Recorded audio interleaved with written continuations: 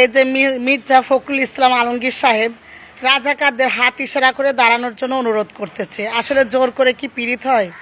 যে রাজাকাররা 54 বছরের পরও তারা স্বাধীনতা বিশ্বাস করে না, যারা বাংলাদেশ রাষ্ট্রটা চায় না, জাতীয় সঙ্গীতকে যারা মানে না, তারা কিসের জন্য জাতীয় সঙ্গীতের সময় দাঁড়াবে বলেন? পারলে এরা এই বাংলা ভাষাটাকেও কদিন পরই মিশিয়ে দেবে।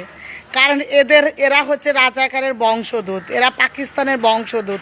এরা তো আর বাংলাদেশি না যে বাংলাদেশের সংসদকে সম্মান জানাবে, তারা সম্মান জানাবে পাকিস্তানকে। তারা কথায় কথায় বলে পাকিস্তান তাদের ভাই ভাই। আসলে একটা রাষ্ট্র কতটা কলঙ্কিত, কতটা বিকশিত হলে আমাদের মতো ব্যাককল বাঙালি জাতি এই রাজাকারদের সংসদে পাঠায়। আমি এই সব বাঙালি জাতিকে বলবো, যারা আপনাদের মূল্যবান ভোট দিয়ে এদেরকে সংসদে পাঠিয়েছেন, অবশ্যই এদের প্রশ্ন করুন যে এটার কারণটা কি।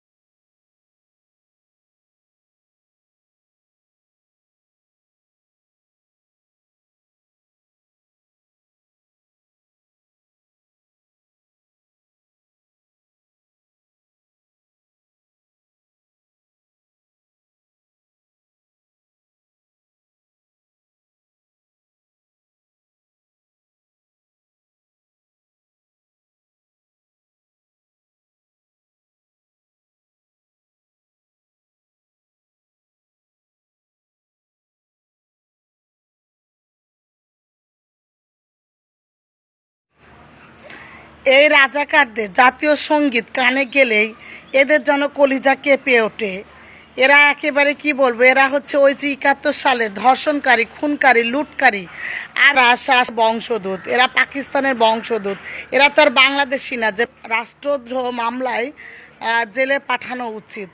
কারণ এই সব রাজাকাররা আমাদের দেশের জন্য শত্রু, জনগণের জন্য শত্রু, স্বাধীনতার শত্রু। তারা কখনোই বাংলাদেশটাকে চায়নি। তো আমি এই জন্য সর্বোপরি একটা কথাই বলবো, এখনই সময়ের দাবি এইসব রাজাকারদের বহিষ্কার করা। আওয়াজ তুলুন, সাধারণ জনগণ আওয়াজ তুলুন, এবং প্রত্যেক এলাকায় সাধারণ আওয়াজ তুলুন কেন তারা জাতীয় সংসদে গিয়ে এরকম অবমাননা করছে। এই জন্য এদের প্রত্যেকে বহিষ্কার করা উচিত বলে আমি মনে করি। রাজাকাররা কখনো জাতীয় সঙ্গীত বা বাংলার মর্যাদা রক্ষার আগে বা এখনও পর্যন্ত কোনো ভালো কাজ করে নাই, আজীবন করবেও না। একদম চিরন্ত সত্য। জাতীয় সঙ্গীতকে অপমাননা না করে বাংলাদেশকে অপমান করা। এরা বাংলাদেশি না পাকিস্তানি। যারা এদেরকে ভোট দিয়ে সংসদে পাঠিয়েছেন তাদের উচিত এদের কাছ থেকে জবাব নেওয়া। যারা এই দেশটাকে চায় না, দেশের স্বাধীনতা চায় না, তারা দেশের জাতীয় সঙ্গীতে মর্যাদা দেবে না, এটাই স্বাভাবিক। বরং ভুল করেছে বাংলার এইসব জনগণ, যারা ভোট দিয়ে তাদেরকে জাতীয় সংসদে পাঠিয়েছে। যেখানে বিদেশিরা, কোচরা খেলার সময় জাতীয় সঙ্গীত বাজলে দাঁড়িয়ে সম্মান দেয়, আর এরা দেশের লোক হয়ে দেশের জনগণের সেবার প্রতিশ্রুতি দিয়ে জাতীয় সঙ্গীতের সময় দাঁড়িয়ে সম্মান দিতে পারল না। অনেকে দেখি আবার তাদের সমর্থন করতেছে। সেই ছোট থেকেই যখন জাতীয় সঙ্গীত শুনি গর্বের সাথে বুক ভারী হয়ে ওঠে, আমরা সম্মান জানাই। জাতীয় সঙ্গীত পাঠ করলে রাজাকারদের বুকের কলিজালা কেঁপে ওঠে। আমি মনে করি তাদের একজন একজন করে জাতীয় সঙ্গীত পাঠ করে শোনাতে হবে যদি সংসদে কথা বলতে হয়। এইভাবে জোর করে জাতীয় সঙ্গীতের প্রতি সম্মান জানানোর জন্য দাঁড় করানো হলে তারা নাকি এই দেশকে মনে প্রাণে ধারণ করবে। যারা এই দেশ চায়নি তারা কখনোই এই দেশকে ধারণ করবে না, এটাই স্বাভাবিক। বাংলাদেশের স্বাধীনতার পক্ষের দল নিষিদ্ধ করে গণতন্ত্র কেড়ে নিয়ে ভোট ইঞ্জিনিয়ারিং করে গণতন্ত্রকে গলা টিপে হত্যাকারীর বিরুদ্ধে সুশীল সমাজে নীরবতা ফল বাংলাদেশ ভোগ করছে। আওয়ামী লীগ যে কথায় কথায় রাজাকার বলতো, সেটাই মানে বিএনপির শাসন আমলেই মানুষ আজ বুঝতে পারছে এই ধরনের কথা বলতো। সেটা অবশ্যই আপনারাও অবগত হয়েছেন। তার কারণ হচ্ছে, কারণ আওয়ামী লীগ সরকার আমাদের প্রধানমন্ত্রী শেখ হাসিনা রাজাকার চিনতে ভুল করেনি। তো সেই জন্যই বলবো যে আপনারা এই রাজাকারদের আর কীর্তিকলাপ দেখতে থাকুন।